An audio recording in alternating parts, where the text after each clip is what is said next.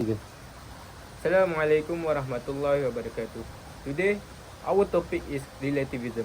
Relativism is a concept that suggests truth, morality, and knowledge can vary depending on different perspectives or contexts.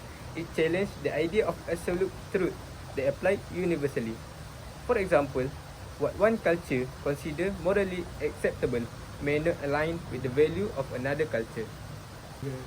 In Islamic teaching, there are fundamental truths considered absolute, such as belief in one God, monotheism, and ethical principles outlined in the Quran.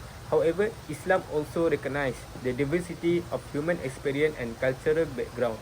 For instance, while the act of prayer is universal in Islam, the specific ritual and practices may vary among different Islamic communities around the world. Muslims face Mecca during prayer, but the cultural expression and custom surrounding prayer can differ. This concept can be illustrated through an example, which is cultural relativism. Different cultures may have varying beliefs and practices that are considered moral within their context but may differ from one another. For instance, the concept of modesty in dress varies widely across culture. What is considered appropriate attire in one culture may be seen as immodest or conservative in another. Okay, so now we're moving on to the concept of relativism.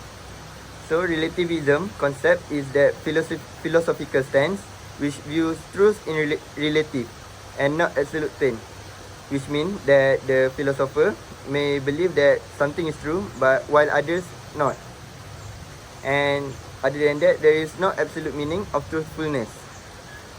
There is a lot of diversity of relativism, and it can be affected through cultural, religion, and economic context. There are also a lot of different types of relativism that exist. And then, how does the development of the relativism? So it all started during the ancient Greek times. There is a guy named Protagoras of Abdera, which is the first overt champion of relativism. He has his statement which says man is the measure of all things. I think by that he means that human will decide about anything. And then we move on to the medieval period, which is from 500 to the 1500. There is double truth doctrine, which separates the view of religion and philosophical. And however, it becomes inhospitable because of the dominant belief in Christian framework. During the 18th century, Hamann, Herder, and Humboldt believed that diversity of language and its custom play a role in shaping human mind. They believed that different language has its own embedded rules and also have its occult norms. Moving on to the 19th century, the word relativism is become more famous because the English term is being used by the Englishman named John Red.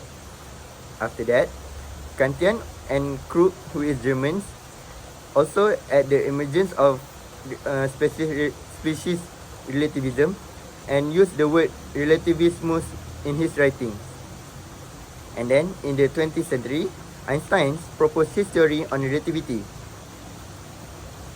It later became a model for Hamann to create the moral relativism model and used by Sapir-Whorf as inspiration to propose linguistic relativity.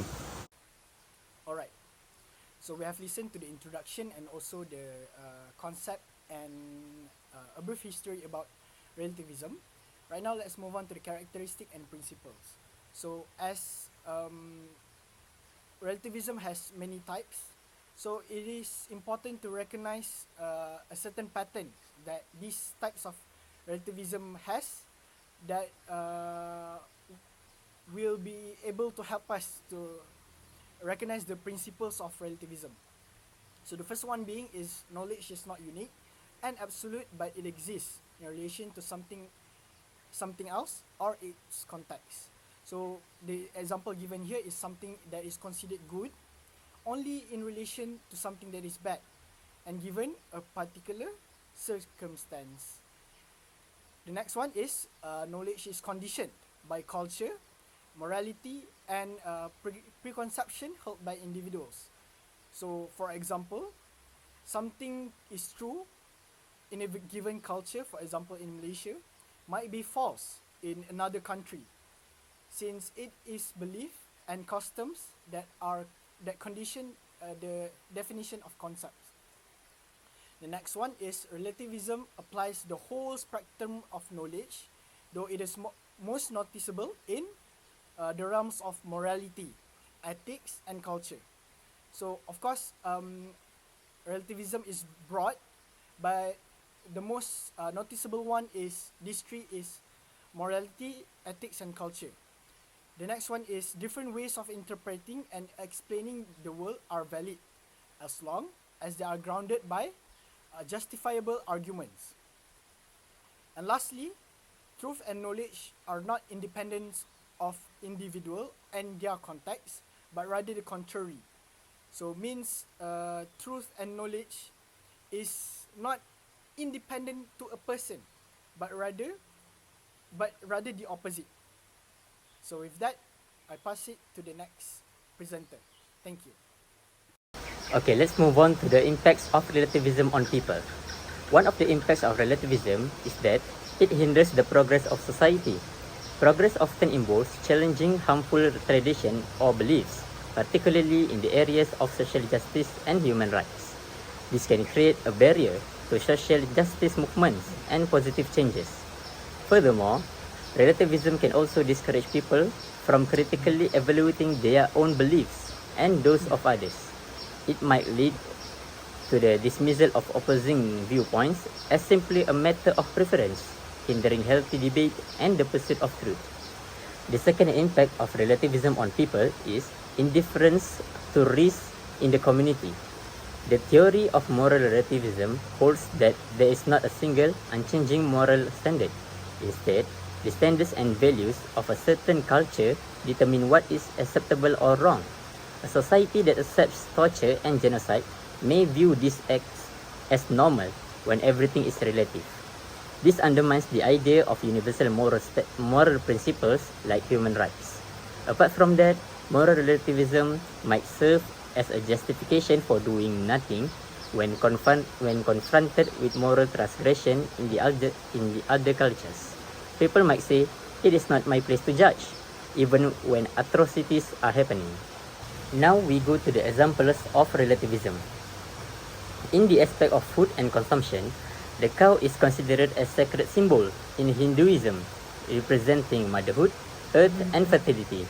Hindus believe cow provide sustenance and embody selfless giving. This belief results in a vegetarian diet for many Hindus, contrasting with the West, where beef consumption is widespread. In other perspectives, such as same-sex marriage and family recognition, the concept of family is evolving. Even though same-sex unions are becoming more common, they are still forbidden and unrecognized in several nations. This demonstrates how cultural conventions about family formation are continually reinterpreted and contested. That's all from me. Relativism challenges Islam truths, causing social problems. To solve this, we need a clear, universal moral standard. Islam combines sacred and worldly aspects, giving life meaning.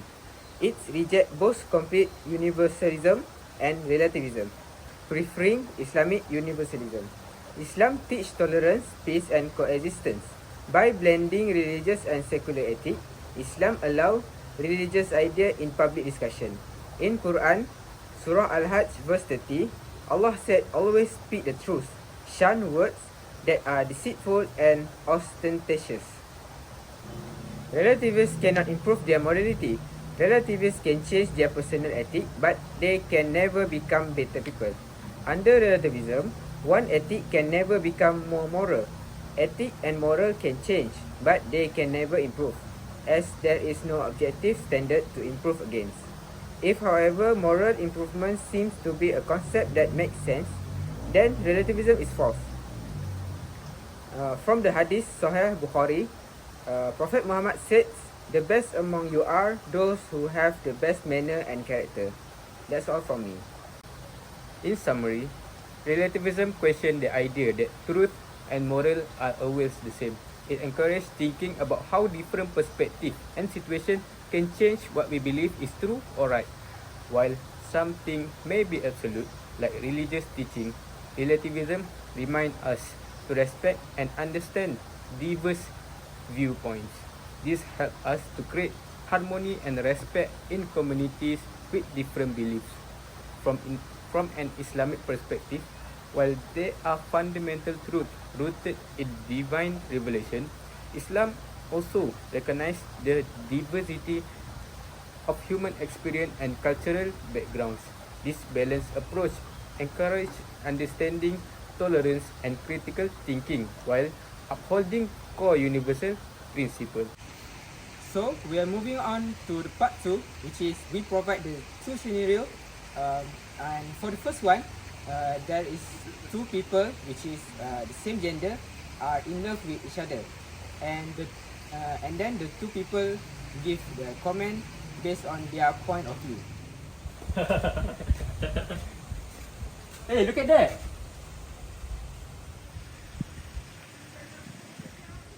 What are they doing? I think they're in love with each other. I think this is not right. In Islam, two persons with same gender are not permissible to love each other. I think this is right because it's apart from human right. They have the right to express each other their love. This scenario shows relativism. From Islamic perspective, they believe that those action is prohibited in Islam. But Western worldview, but from the Western point of view, they accept this, and this shows relativism. So we are moving to second scenario, which is there's two guys debating about their source of wealth. Please help me. I want to eat.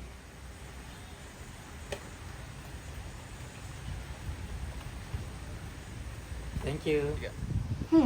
Why are you giving money to that beggar? Well, it's my money, and I believe that the more we give, the more we get. In Islam, I believe that the source of wealth is come from our God, and it is a blessing from our God, and we need to share it with others. Well, too bad. The money is mine. If he wants the same money that I get, he needs to work hard like me. My money is the result of my hard work. So he said that his money comes from his God, but this guy claims that his money comes from his hard work. Based on these two situations, we can conclude that relativism is something that we believe is truth, but it might not be truth to others. So there is no absolute truth.